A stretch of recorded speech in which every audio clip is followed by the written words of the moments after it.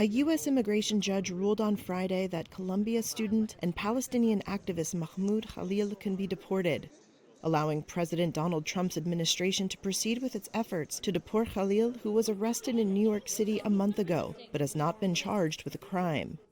A group of supporters of Khalil spoke to media after the ruling. This is a blatant violation of the First Amendment and a dangerous precedent for anyone who believes in free speech and political expression.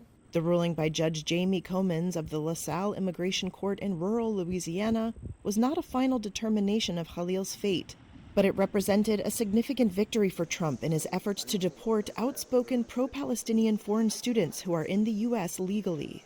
Citing the 1952 Immigration and Nationality Act, U.S. Secretary of State Marco Rubio determined last month that Khalil could harm American foreign policy interests and should be deported for his, quote, otherwise lawful speech and activism. Comans' decision followed a combative 90-minute hearing in a court housed inside a privately run immigration detention center. Members of Khalil's legal team, who say they were given less than 48 hours to review a letter and evidence submitted by Rubio, expressed their dismay during a video press conference. It was the epitome of the lack of due process in a court proceeding in this country. It was shocking.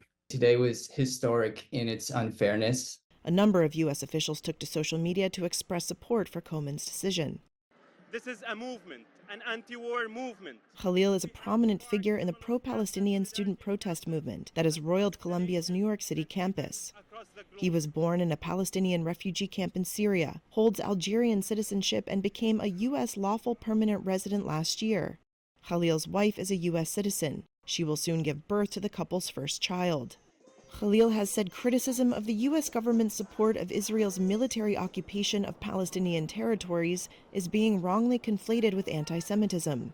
For now, Khalil will remain in the Louisiana jail. Comans gave his legal team until April 23rd to apply for relief before she considers whether to issue a deportation order. An immigration judge can rule that a migrant cannot be deported because of possible persecution in a home country, among other limited grounds. In a separate case in New Jersey, a U.S. district judge has blocked deportation while he considers Khalil's claims that his arrest was made in violation of the U.S. Constitution's First Amendment protections for freedom of speech.